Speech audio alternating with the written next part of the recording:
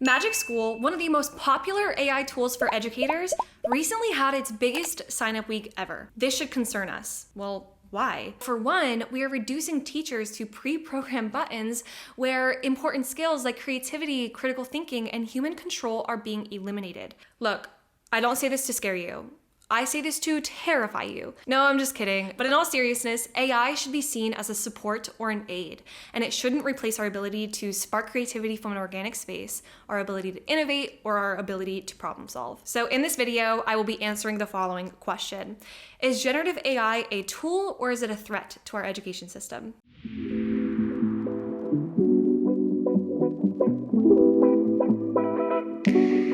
So I'm going to give a little breakdown on this video what we're going to be talking about today. We're going to be talking about the potential downsides of AI for educators and students. Then I'll talk about the huge upside of using AI in combination with education theory, along with some specific and actionable strategies. After that, we will segue into AI policy and education reform, so you can set up some solid guardrails and best practices for your classroom. And finally, I'm going to talk about the future trends of AI in education and the impact that we can expect going forward. So here I am, a former teacher of a handful of years, and having been involved with the American education system for about 3 decades, including being a student, higher education, and of course teaching in public schools, I've observed that there have been 3 major transitions in the American public education system over just the last 15 years. And the 3 major transitions that I will be discussing are the following. Students were working with pencil and paper, looking directly to the front of the classroom at the teacher. Then we transitioned to one-to-one student instruction, where we adjusted to every child having a tablet or a laptop. And then of course the COVID-19 pandemic, where classes have now become a variation of a hybrid learning environment. And now we have generative AI. And so there's pros and cons to each of these shifts. And keep in mind, this is just the last 15 years, okay? Education hasn't really changed too much before that. So not long after I left education, AI hype started to infiltrate the market, and I began to see a lot of edtech tools being released to teachers. And I quickly realized that AI could be the support system that teachers so desperately need in schools. But like many other technologies that have been released into education, not too many generous considerations have been made about teachers and how they're expected to find time to learn these tools, use them in their classroom, and use them to help students learn. And oh yeah, not to mention little to no considerations made from the tech giants who decided to release this technology in the first place. Look, I personally feel very optimistic and excited about AI in education. I think there's a lot of potential. I've seen how it can benefit students and teachers, and I've seen the beautiful side of it. However, there's a dark side, and we can't act like it's not there. We have to address the elephant in the room and understand how we're going to navigate moving forward so we can avoid patching up problems in the future and we can be preventative in our course of action. So as we move forward to more of a tech-dominant society, we have to consider that students will be growing up into a workforce that's highly integrated with AI. So there's no avoiding teaching students about AI. All learning will inevitably incorporate AI in some sort of way. And so we're left with one question: how will you adapt? And is AI a tool or is it a threat to our education system? And here's the thing, the difference between AI being a tool or a threat is solely dependent on the guidelines that we provide teachers and students. So one way that I like to view AI is it's kind of like a wind-up toy, okay? So you can wind up this little toy, set it on a table, and it's sure to move around, sure to waddle, move wherever it's gonna go. However, if we wanna move it in the right place, we have to set up some solid guardrails, some solid parameters. And right now, I see a problem. There's been no guidelines or guidance for parents in regards to smartphone use and social media use for our children. Sure, here and there, there's companies and there's people advocating for a tech-intentional approach. However, teachers see a lot of these negative consequences. We work closely with children. We see what's going on at home, how they're developing, how they're socializing. We're at the forefront of this war. And in regards to AI, I know a lot of teachers have been frustrated because they're expected to take the little time that they have outside of teaching, outside of the classroom, in learning how to use AI, what it even is, and how to effectively use it and create these conversations with their students. It's just a lot to expect them to figure out on their own. And not to mention, when it comes to smartphones and AI algorithms like on TikTok and Instagram or YouTube Reels, Teachers are constantly competing for our students' attention. And I mentioned this in my last video, that schools are a microcosm of society. Children reflect the values of their parents, their culture, their community, and this reflection is directly expressed in the education system. Like smartphones, we didn't know that it was gonna impact children and their developing brains. And here we are with AI, and I personally can't sit by and watch the same thing happen without saying something or doing something about it. So I admire the forward thinkers like you guys who clicked on this video and want to take part in this conversation, because you're using your free time and energy staying open-minded and learning and adapting. So in this video, all I ask is we rethink how exactly we are going to strategically have these conversations with students and teachers and model responsible and ethical use for our students. And we're gonna dive right into the strategies and tips, but first I'm gonna give you guys a quick analogy. So for a time in high school, I took the bus to school. I had two different routes that I could have taken to get to my bus stop in the front of my neighborhood. So I could walk through the neighborhood, past the cookie cutter houses with street lights lighting the way against the blue hour sky.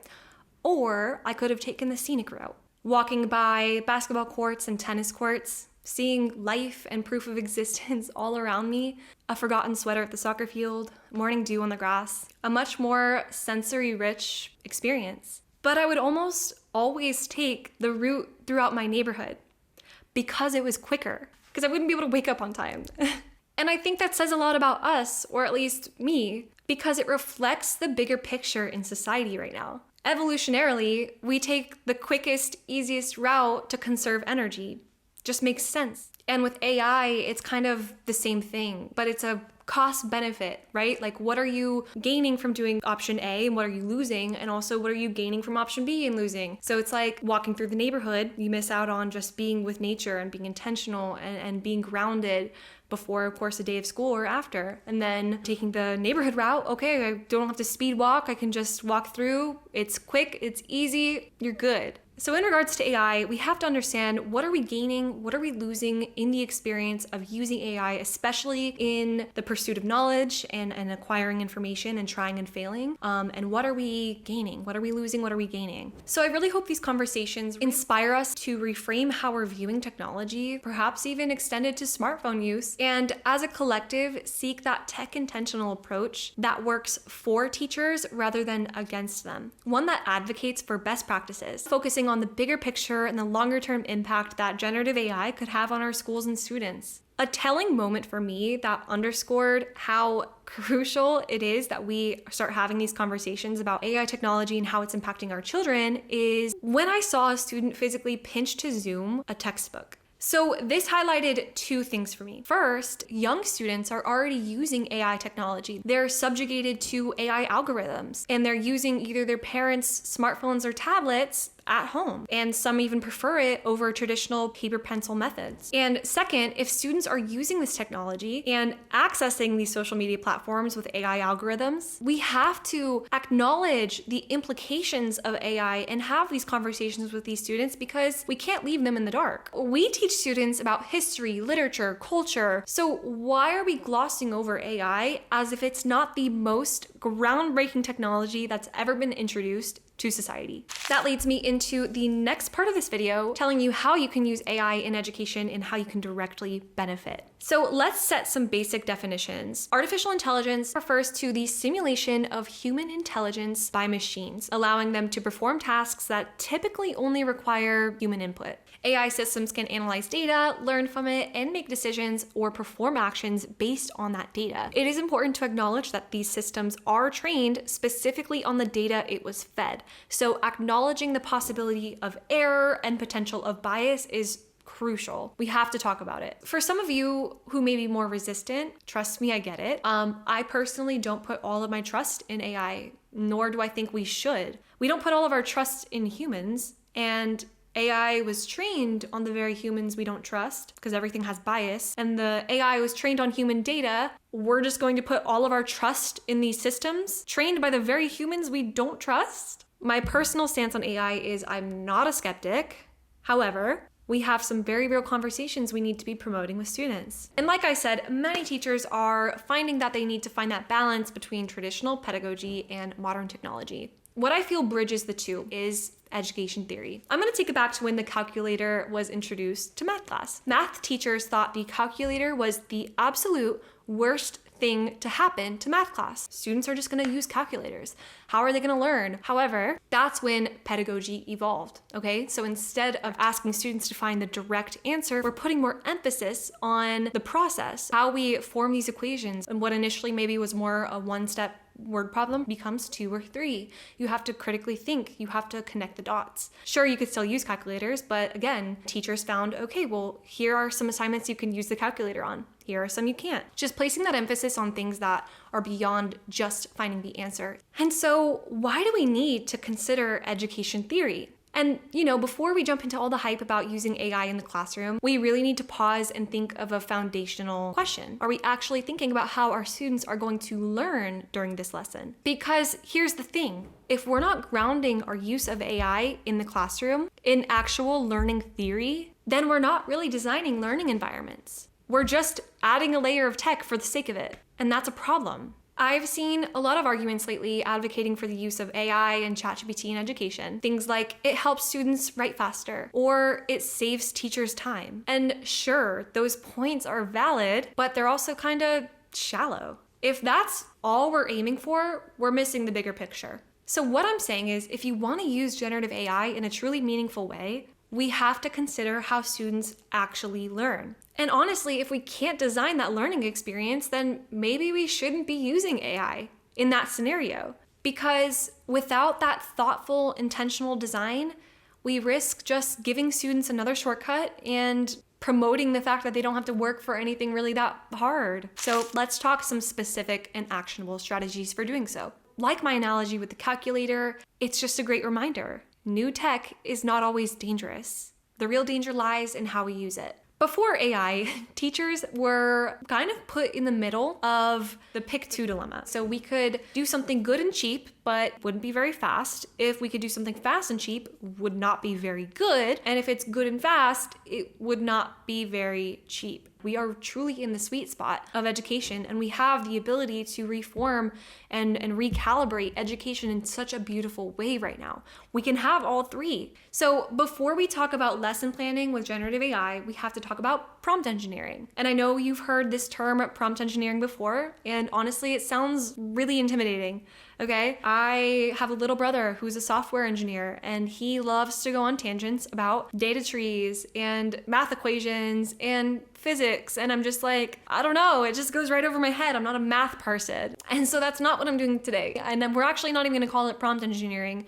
I'm gonna call it prompt strategizing. I prefer to call it prompt strategizing because we have to be strategic in the ways that we want to provide a prompt to a generative AI tool. And because it truly requires strategic judgment, multidisciplinary knowledge, and is often an iterative process. Sometimes even when you provide clear and specific instructions, you may not get the output you want on your first try. And when this happens, you just have to revise your prompt and try again. A great way that prompting can improve student learning is to also write a prompt. It could be a learning opportunity for forming our ideas and really being concise on what we're trying to communicate to others. And so being a good prompt engineer doesn't necessarily mean that you have to be an expert at AI.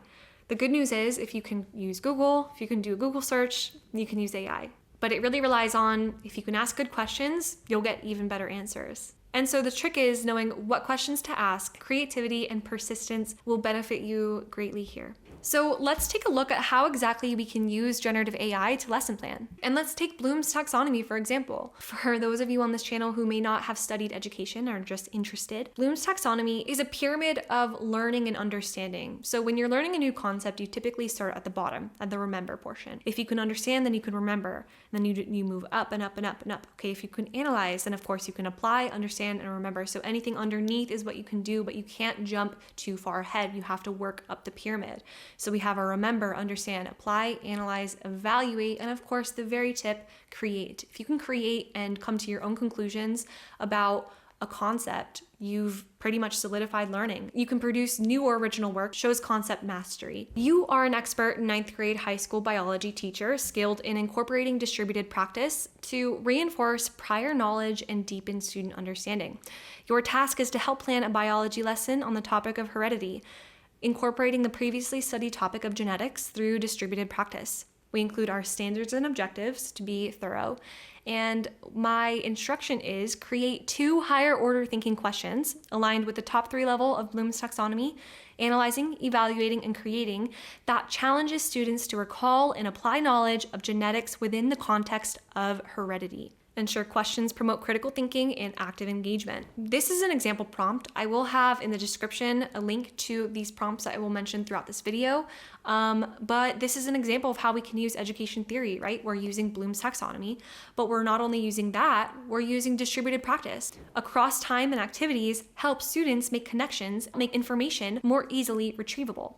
This type of practice helps students in several ways. It asks students to recall facts and ideas that they may have partially forgotten, and it can prompt students to actively connect 2 separate topics or ideas. Now, let's talk about student engagement. We're gonna now discuss Vygotsky's zone of proximal development. So here's the thing. Students can only enter the zone of proximal development, which is that sweet spot in the middle, if they are actively engaged in the content that they are learning. If it's too difficult for them, they're gonna disengage. If it's too easy for them, they're also gonna disengage. Of course, at the high school levels, we have to consider ways to AI-proof lessons and assignments. This is where pedagogy kind of changes. And so in AI-proofing, it's kind of like anti-AI assignments. You'll want to be promoting more critical thinking, more Socratic seminars, debates, ways that you can express your understanding through conversations and hands-on experiences. So let's take a look at this prompt. You are a highly skilled high school English literature and composition teacher with expertise in hosting and moderating Socratic seminars. You don't have to be an expert. You actually could have never hosted your own Socratic seminar. AI can help you and walk you through it. My 45-minute class will engage in a Socratic debate on the topic, is the American dream still achievable in the 21st century? Please create a list of Socratic questions differentiated to address varying levels of student understanding within Vygotsky's ZPD.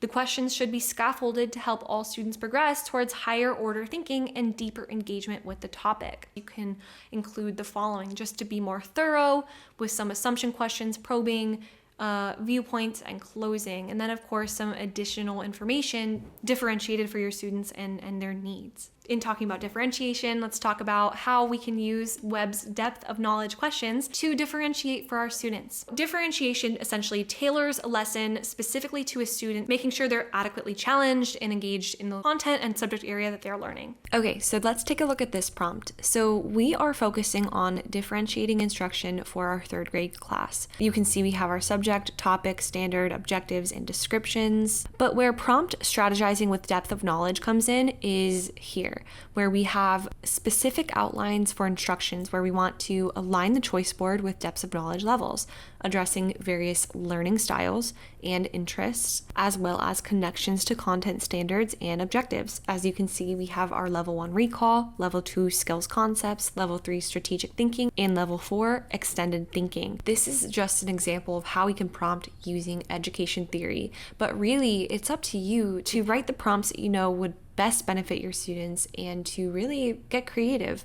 You don't have to follow a strict, rigid structure when prompt strategizing for your class. You just need to know what works and what information to include, the necessities, and then you're good to go. This may or may not have been a lot for you guys, and trust me, I get it. This is just kind of like a high-level overview of AI for education and how we can use it in strategic ways for our students. But like I said, if you can Google, you can use AI. And it may seem like a really big, scary giant at first, but it's not. And we have to kind of overcome that resistance just so we can really be there for our students. It's not even really about us anymore. It's about this next generation of students who are growing up into a highly tech-dominated world, and they need to be prepared for it. They need to be armed with the knowledge in order to be successful, capable adults.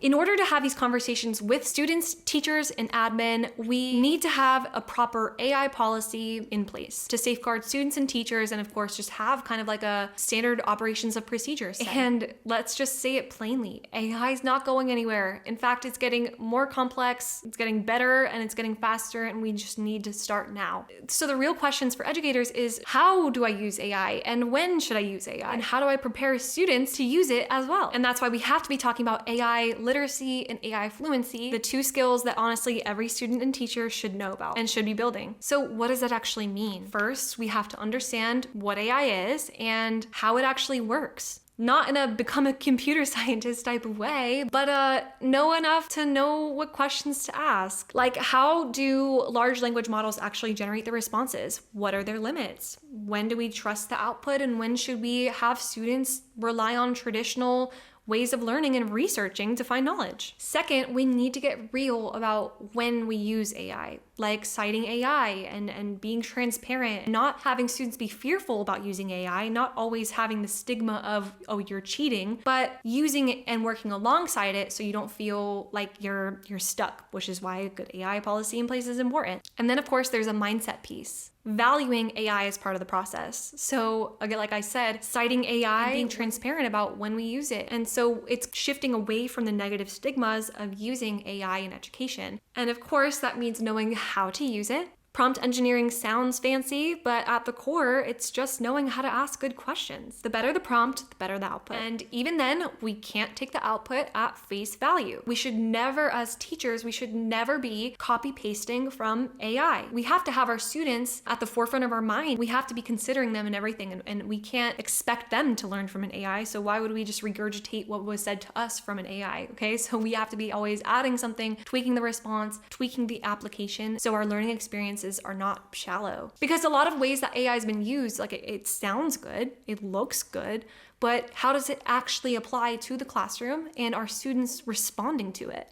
Are they learning? And arguably, most importantly, we've got to guide students in figuring out, what do humans bring to the table? If AI can automate the boring parts, great. Then we've got more room for human judgment, creativity, and emotional nuance. But as much as AI can do, what it can't do is develop our communication skills and support collaboration skills. And with AI, there will always need to be a human element involved, whether that's judgment, critical thinking, problem solving, reiterating prompts, strategizing. So as far as promoting AI to students, we have to be showing them where they can add their human value and always looking for the ways that we can do so. And so our job as teachers is to help them understand where the benefit of using AI lies and where they can shine. And that kind of leads me to what I want to talk about really quickly, that traditional education theories are now being revisited. And it's just so important that we actively model and guide our teachers and students with AI best practices so that we are leading technology rather than being blindly led by it. And like I had mentioned, AI proofing is going to be critical to understand and learn, which is really knowing like when we want our students to use AI and when we don't want them to, and to distinguish for an assignment or for a unit theme,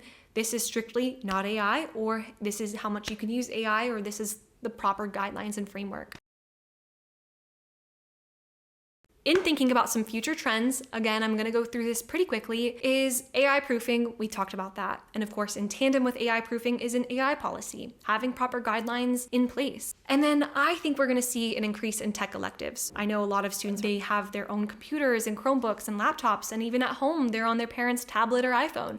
They have to be exposed to tech and how to properly navigate the web, how it's affecting the economy, the workforce, how it's affecting social development and society and all of the things. So it's so important. I think we're going to see an increase in tech electives, and I really hope we see that. We're going to see an increase in gamification, which is basically making a lesson gamified and fun. There's specific goals and rewards that students are going to get. We already see that a lot with adaptive learning platforms. Some AI platforms really encourage it. Another future trend is developing learner autonomy. So that kind of goes in tandem with AI proofing, but knowing when a learner can learn independently, do traditional research rather than relying on like an AI tool, Perplexity, Claude, ChatGPT to like find and retrieve information. There's just going to be more independence, and it's going to be good. But again, we just have to have that guidance and correct structures in place. And then last but not least, we're going to shift away from quantitative scoring towards qualitative scoring. So What that means is quality of work and quality of expressing and communicating your knowledge is going to be way more important than standardized testing. Of course, standardized testing is important. We really can't get away from it. It's dire to measure objectively what a student knows on pencil paper. However, I believe that we are going to see more emphasis put on how you can directly apply what you learned to real life, how it's relevant. I believe we're going to see a beautiful change of course in education with a shift towards qualitative understanding, because it's what students always complain about. When are we going to use this in real life? Okay, so here we go. That's exactly what we're going to do. Explain what we know. It's going to take a little bit more glucose in the brain, perhaps, but it's going to be so much more worth it, so much more meaningful. And then, of course, engages students more in the content because it's just more relevant. And to end this video, I'm going to end it with one of my favorite quotes. Steve Jobs once said that the computer is a bicycle for the mind. I believe AI is a jet, promising to take you places faster and further than you have once imagined. If you guys have any questions or feel like I missed something or want me to elaborate on anything I mentioned in this video, comment down below. I would love to hear your thoughts. Tell me about how you've used AI and what your thoughts and opinions are on AI in education. Thank you. I will see you guys next time.